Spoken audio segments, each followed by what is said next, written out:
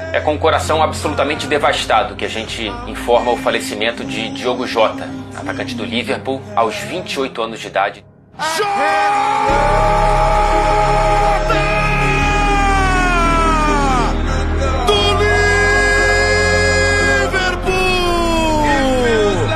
Pai de 3 filhos, Diogo Jota havia se casado com a esposa Ruth Cardoso apenas 12 dias atrás. O Liverpool, a seleção portuguesa e diversos outros clubes, jogadores, treinadores vêm se posicionando, vêm declarando luto nas redes sociais nas últimas horas. Diogo Jota foi revelado pelo Paços de Ferreira e passou pelo Porto, pelo Wolverhampton, até chegar ao Liverpool em 2020.